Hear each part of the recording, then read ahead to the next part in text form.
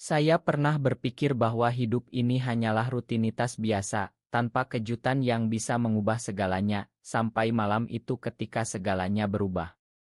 Di sebuah klub malam di Jakarta yang ramai, saya hanya ingin minum sendirian untuk melupakan masalah kerja, tapi tiba-tiba pakaian dalamku tergelincir karena sabuk yang longgar, membuatku malu setengah mati di depan orang asing.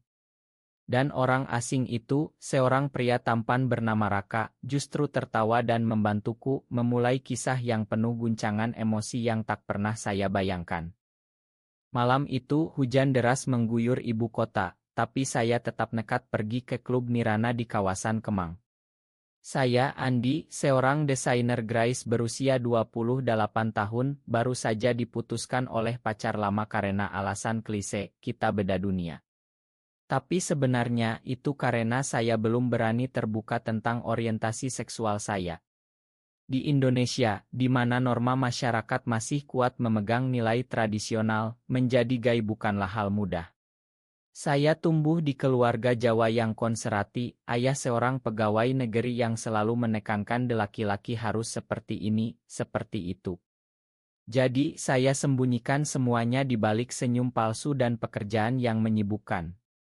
Klub itu penuh dengan cahaya neon berkedip, musik EDM yang menggelegar, dan orang-orang yang seolah melupakan masalah mereka di lantai dansa. Saya duduk di bar, memesan bir dingin, berharap alkohol bisa meredakan kegelisahan hati. Tapi saat saya berdiri untuk ke toilet, tragedi kecil itu terjadi. Sabuk celana saya longgar karena saya lupa mengencangkannya setelah makan malam cepat, dan pakaian dalamku ikut tergelincir. Saya panik, berusaha menariknya kembali sambil berpura-pura tidak ada apa-apa. Orang-orang di sekitar sibuk dengan urusan masing-masing, tapi mata satu orang tertuju pada saya. Dia, Raka, pria berusia sekitar 30 tahun dengan rambut pendek rapi dan senyum yang hangat, mendekat dengan cepat. "Hei bro, butuh bantuan," katanya sambil menyerahkan jaketnya untuk menutupi saya.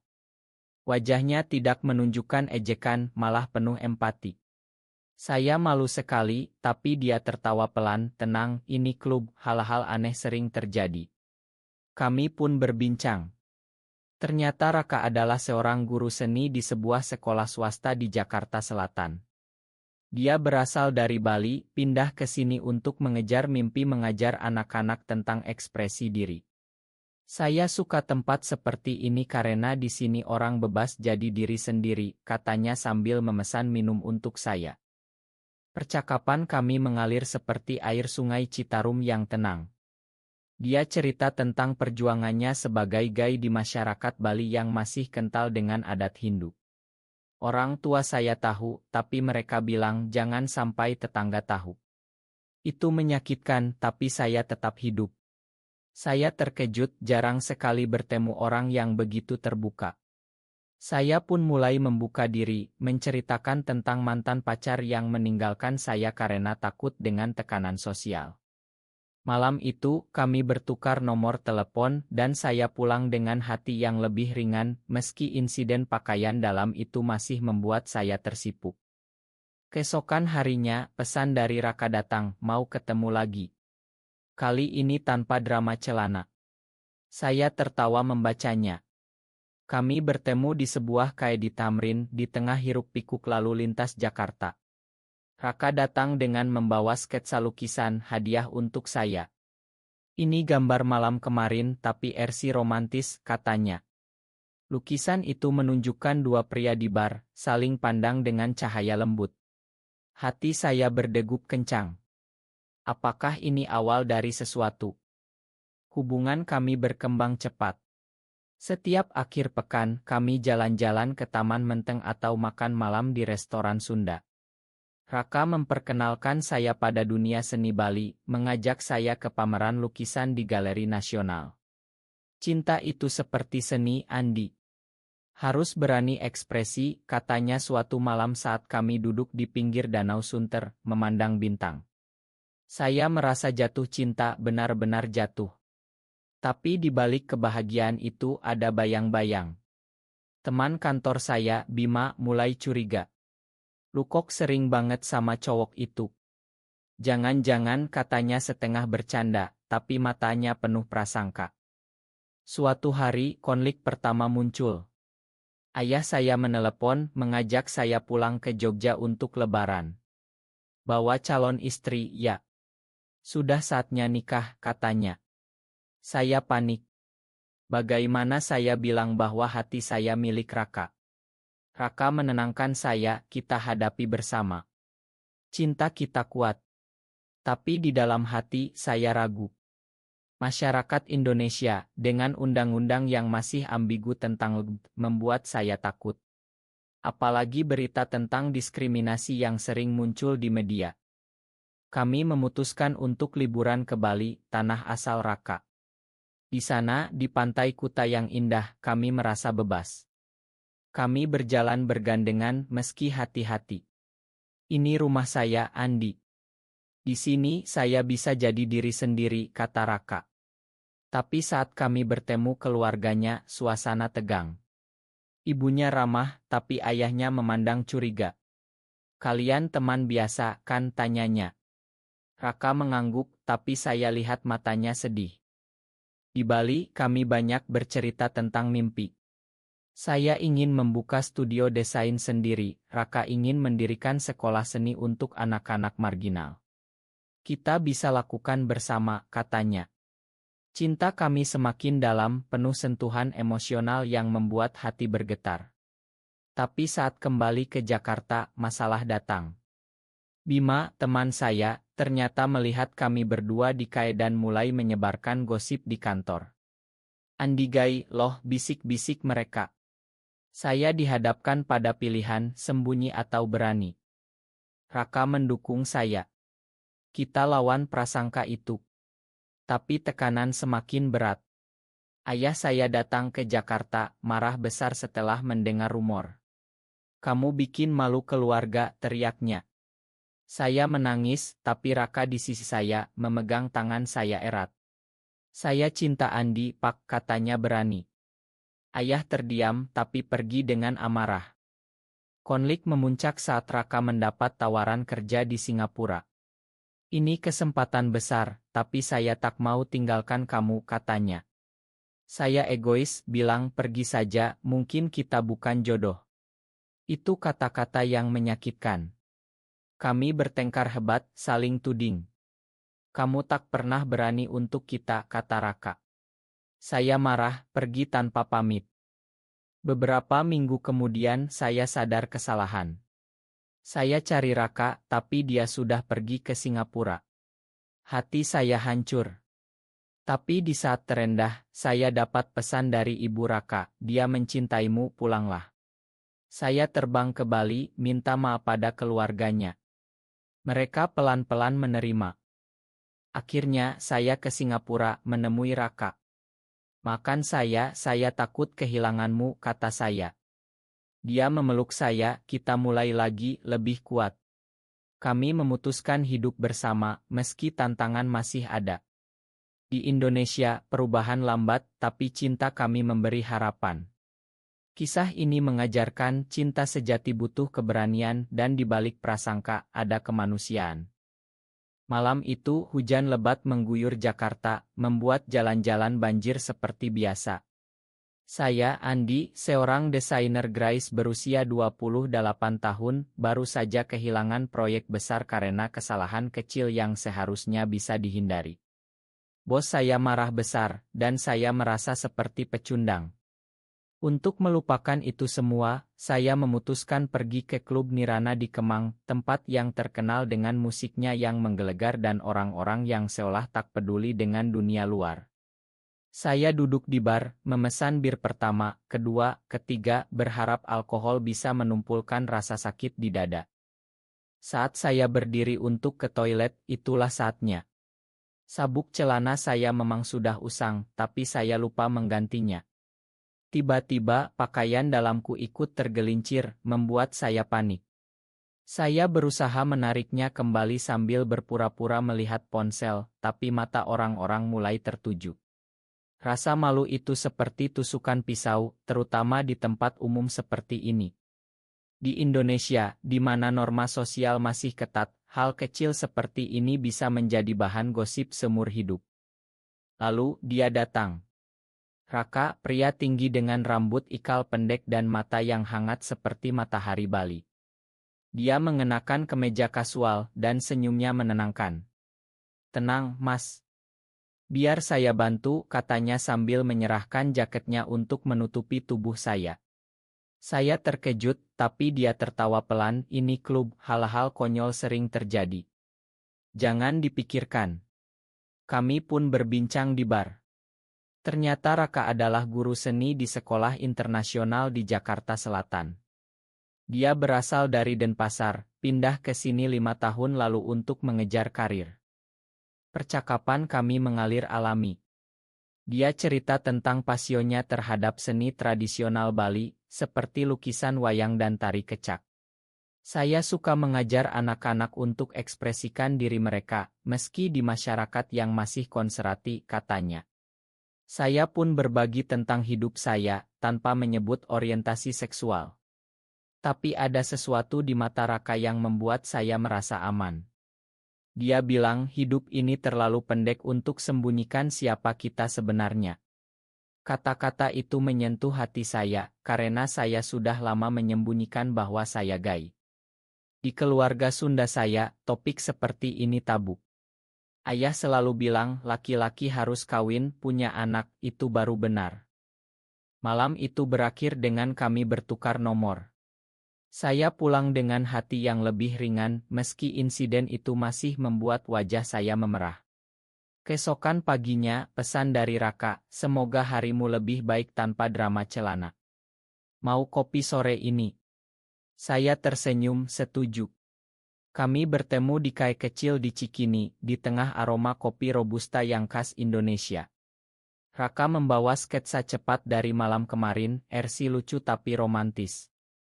Dua pria di bar, satu malu, satu tertawa. "Ini buat kamu, biar ingat pertemuan kita," katanya. Dari situ hubungan kami berkembang. Setiap akhir pekan, kami jalan-jalan ke Monas atau makan sate di pinggir jalan. Raka memperkenalkan saya pada makanan Bali seperti babi guling, meski kami makan versi halal karena latar belakang saya. "Cinta itu seperti makanan, harus dinikmati pelan-pelan," katanya suatu hari saat kami duduk di pantai Ancol, memandang laut yang biru. Saya merasa jatuh cinta, tapi takut. Di Indonesia, hubungan sesama jenis masih dianggap kontroversial. Berita tentang royal di hotel-hotel membuat saya gelisah. Tapi Raka berbeda. Dia terbuka tentang dirinya. "Saya sudah out ke keluarga sejak kuliah. Mereka marah awalnya, tapi sekarang menerima. Di Bali, adat lebih fleksibel, meski tetap ada tekanan. Saya iri karena saya masih sembunyi." Teman-teman kantor, seperti Bima, mulai curiga. "Lu kok sering banget sama Raka? Teman biasa apa lebih?" tanyanya. Saya mengelak, tapi hati bergetar. Suatu hari, kami memutuskan liburan ke Yogyakarta, kota asal ayah saya. Di sana, di Candi Borobudur, kami merasa seperti pasangan biasa. Raka memegang tangan saya saat matahari terbit. "Ini momen kita, Andi." Tapi saat kembali, masalah muncul. Ayah menelepon, "Kapan bawa calon? Umurmu sudah 28. Saya bingung bagaimana jelaskan tentang Raka. Konflik mulai meruncing. Raka ingin kami lebih terbuka, tapi saya takut kehilangan pekerjaan dan keluarga. "Kita harus berjuang, bukan sembunyi selamanya," katanya. Saya setuju, tapi ragu. Di saat itu, Bima melihat kami berciuman di kai tersembunyi. Dia marah, "Lu gila, Andi. Ini Indonesia, bukan Barat." Dia mengancam akan bilang ke bos. Hati saya hancur. Saya bertengkar dengan Raka, "Ini salahmu, terlalu berani." Dia sedih, "Cinta butuh keberanian, Andi." Kami pisah sementara. Malam-malam saya sendirian, merenung di apartemen kecil di Tebet. Apakah ini akhir? Tapi cinta kami lebih kuat. Saya hubungi Raka, minta maaf. Kami bertemu lagi, lebih dekat. Tapi bayang-bayang pengkhianatan dari Bima masih ada. Dia benar-benar bilang ke kantor, membuat saya diasingkan. Kamu harus resign, kata bos. Saya kehilangan pekerjaan tapi mendapat dukungan dari Raka. Kita bangun lagi bersama, katanya. Liburan ke Bali menjadi tik balik. Di sana saya bertemu keluarga Raka. Ibunya ramah, selamat datang, Andi. Raka banyak cerita tentangmu. Ayahnya awalnya curiga, tapi setelah bicara panjang, dia bilang yang penting bahagia, tapi hati-hati dengan masyarakat. Saya terharu. Di Pantai Sanur, kami janji setia. Tapi pengkhianatan besar datang.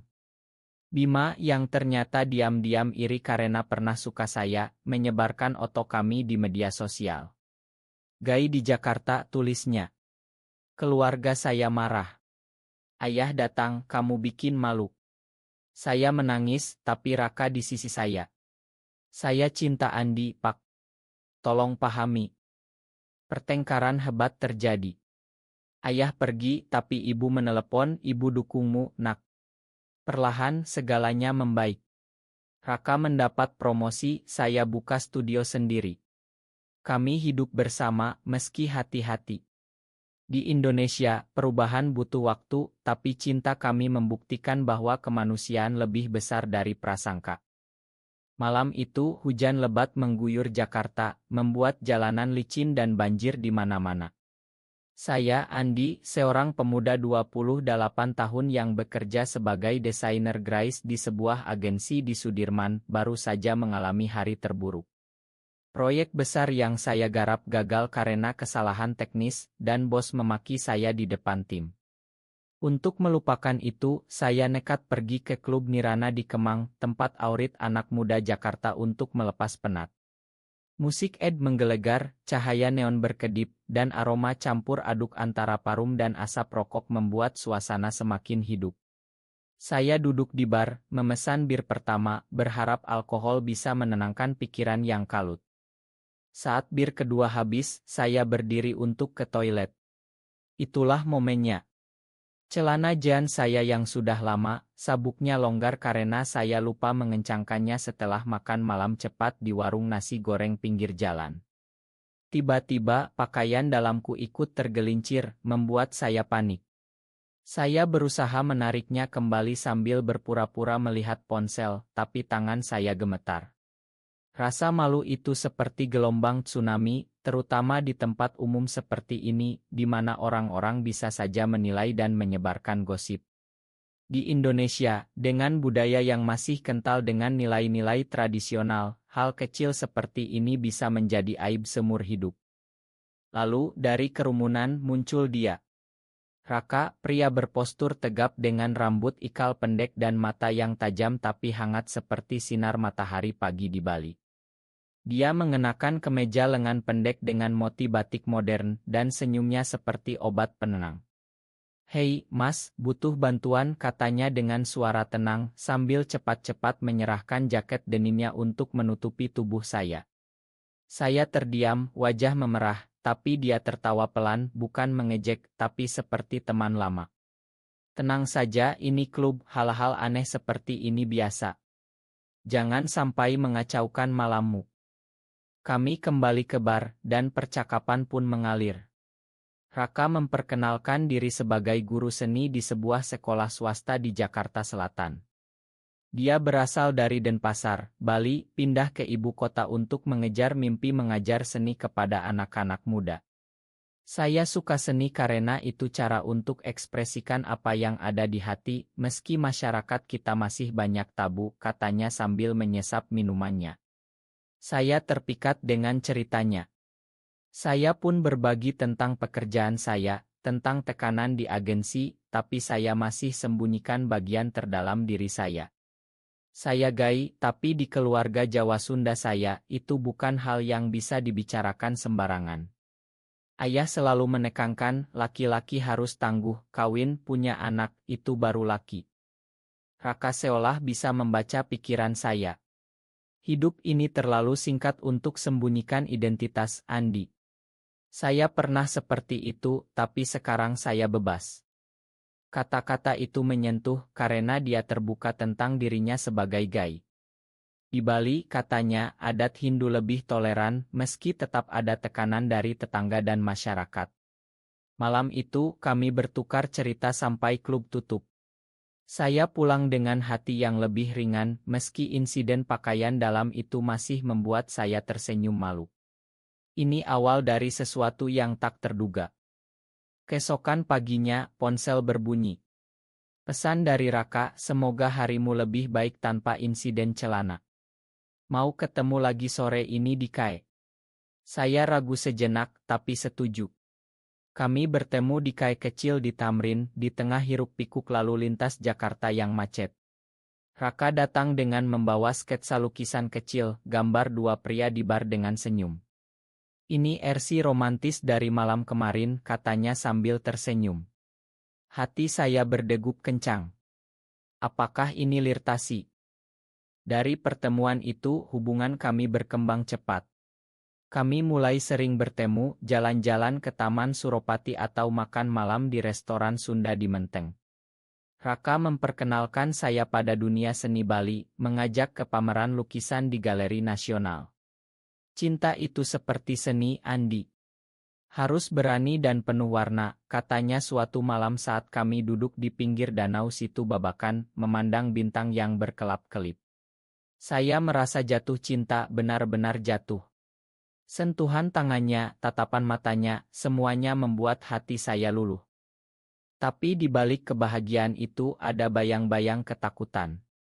Di Indonesia, dengan undang-undang yang masih ambigu tentang LGBT dan masyarakat yang sering diskriminasi, saya takut hubungan ini terbongkar. Teman kantor saya, Bima, mulai curiga. Lu kok sering banget sama cowok itu? Jangan-jangan ada apa-apa, katanya setengah bercanda, tapi matanya penuh prasangka. Saya mengelak, tapi hati gelisah. Suatu hari, Raka mengajak liburan singkat ke Bogor, ke kebun raya. Di sana, di bawah pohon-pohon raksasa, kami berbicara tentang masa depan. Saya ingin mendirikan studio seni untuk anak-anak marginal, Andi. Kamu bisa bantu dengan desainmu, katanya. Saya setuju, tapi ragu. Bagaimana dengan keluarga? Mereka belum tahu tentang kita. Raka memegang tangan saya, kita hadapi bersama. Cinta kita kuat. Kembali ke Jakarta, tekanan semakin terasa. Ayah menelepon, mengajak pulang ke Bandung untuk arisan keluarga. Bawa calon istri, ya. Sudah waktunya nikah, katanya. Saya panik, bagaimana jelaskan bahwa hati saya milik Raka. Malam itu, saya cerita pada Raka, dan dia menenangkan, satu langkah demi satu langkah. Saya di sini untukmu. Hubungan kami semakin dalam, penuh momen-momen kecil yang penuh emosi. Tapi saya tahu badai akan datang. Dan benar, Bima mulai mengintip kehidupan saya, dan itu menjadi awal konflik yang lebih besar. Saat hubungan kami semakin dekat, konflik mulai muncul seperti awan hitam di langit cerah Jakarta. Raka ingin kami lebih terbuka, tapi saya masih takut dengan reaksi masyarakat. Suatu hari, kami bertengkar kecil karena itu. Andi, kita tidak bisa sembunyikan selamanya. Ini hidup kita, kata Raka dengan suara tegas tapi penuh sayang.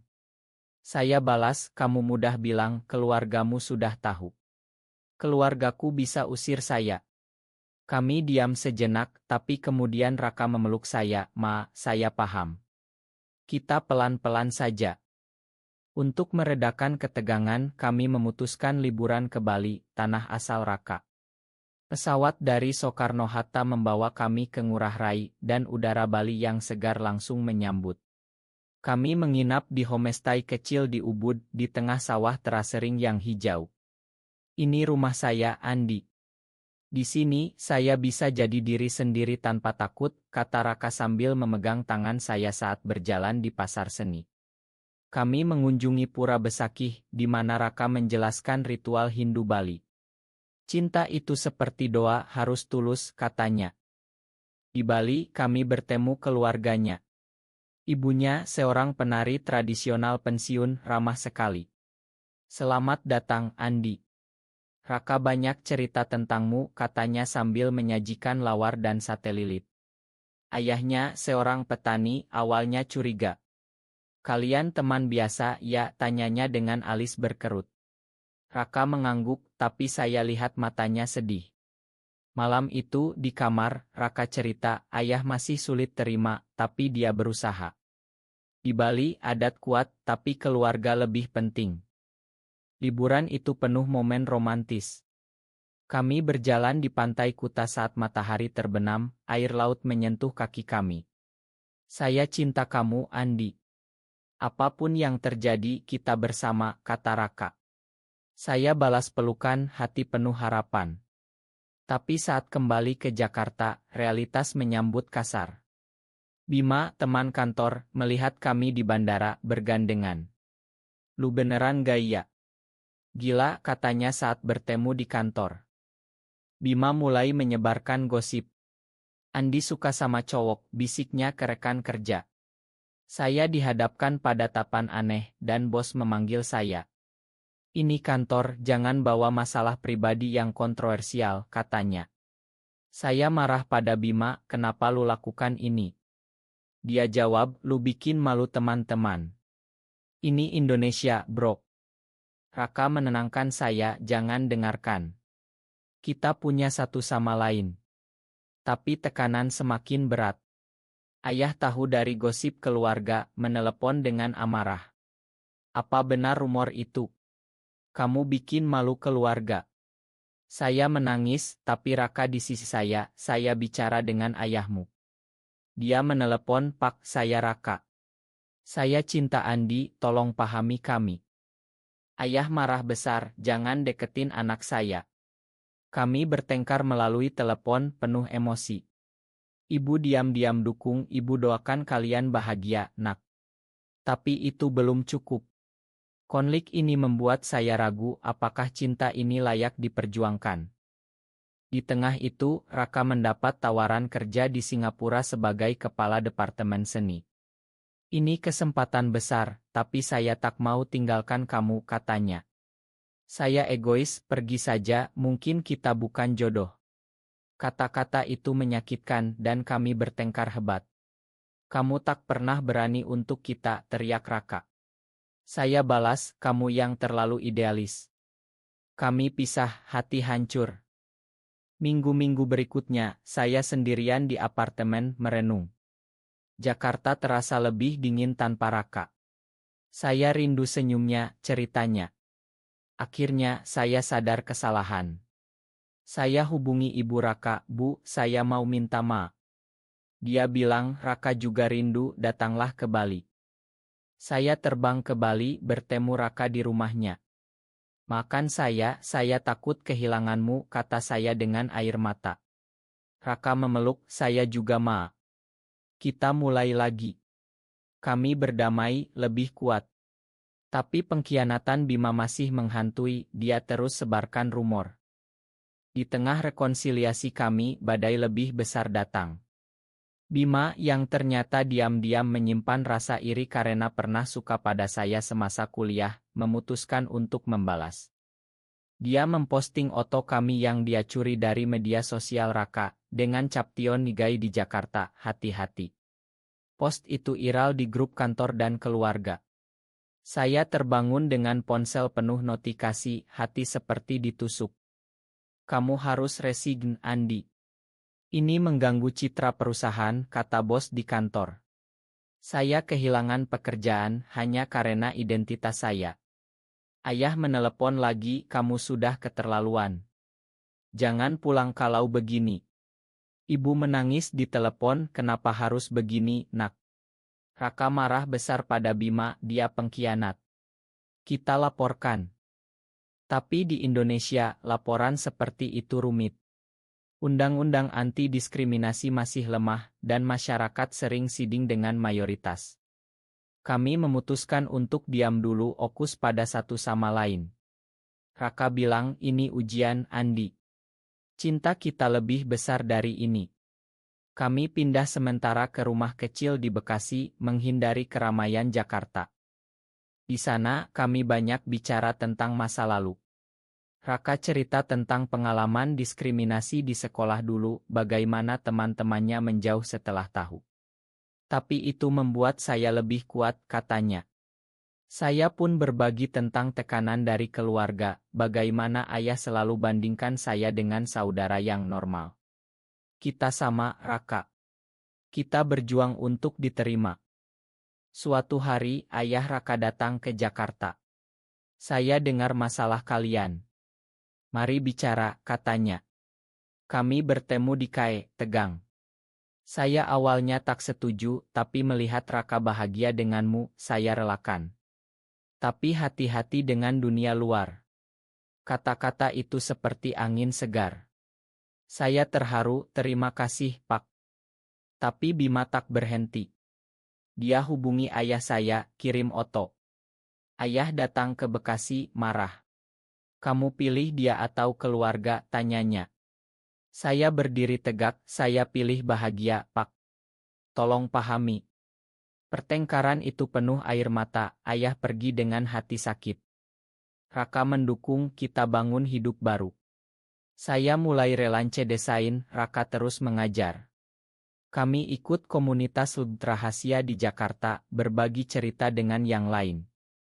Itu memberi harapan melihat ada yang bertahan.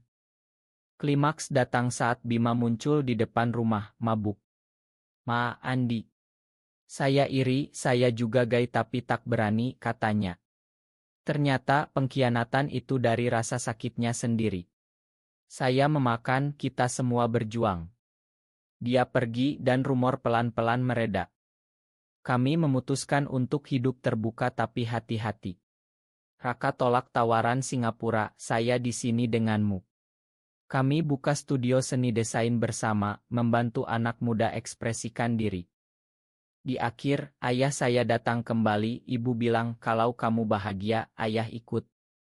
Kami peluk, rekonsiliasi. Cinta kami menang membuktikan bahwa di balik prasangka ada kemanusiaan. Pengkhianatan Bima menjadi tik nadir, tapi juga pembuka mata. Setelah pengakuannya, dia bergabung dengan komunitas kami menjadi teman. Tapi kerusakan sudah terjadi. Media lokal mulai sorot kasus di Jakarta. Kami takut raya seperti yang sering terjadi di hotel. Raka bilang kita lari ke Bali sementara. Kami pindah ke Denpasar, tinggal dengan keluarganya. Di sana udara lebih bebas, meski tetap ada tapan curiga dari tetangga. Ibunya bilang di Bali kita hormati dewa, tapi juga manusia. Kami membantu di sawah, belajar tari, menemukan kedamaian. Tapi hati saya masih gelisah. Saya rindu Jakarta, pekerjaan. Apa kita bisa kembali, tanya saya. Raka jawab, ya, tapi lebih kuat. Kami rencanakan kembali dengan dukungan komunitas. Ayah saya hubungi, pulanglah, nak. Ayah kangen. Saya terkejut, ternyata ibu meyakinkannya. Kami kembali bertemu keluarga. Ayah bilang, ayah salah, yang penting kamu bahagia. Itu momen emosional, penuh air mata. Hubungan kami semakin dalam, penuh rasa syukur. Kami adopsi anjing, simbol keluarga kecil. Di Indonesia, perubahan lambat, tapi kami jadi contoh. Klimaks benar-benar datang saat konferensi seni di Jakarta, di mana Raka bicara tentang ekspresi diri. Saya di audiens, bangga. Tapi Bima lama muncul, minta maaf publik. Saya pernah khianati teman karena takut diri sendiri. Itu menjadi iral positi, banyak dukungan. Tapi ada demo kecil dari kelompok konservasi, lindungi moral. Kami takut, tapi berdiri tegar. Polisi lindungi dan media sorot positi. Cinta adalah hak manusia, tulis koran. Ayah Raka dan ayah saya bertemu, bicara, jadi teman. Anak kita bahagia, itu cukup, kata mereka. Kami nikmati hidup, jalan ke Gunung Bromo, janji setia. Cinta kami penuh gairah emosional, tanpa batas. Akhirnya, kisah kami berakhir dengan harapan. Kami buka pusat seni Triendli di Jakarta, membantu yang lain. Keluarga terima, masyarakat pelan-pelan berubah. Saya pernah berpikir cinta seperti ini mustahil, tapi Raka buktikan sebaliknya. Di Pantai Anyer, kami berdiri, kita selamanya. Kisah ini ajar, cinta butuh keberanian, dan di Indonesia, kemanusiaan akan menang. Bahagia selamanya, meski tantangan ada.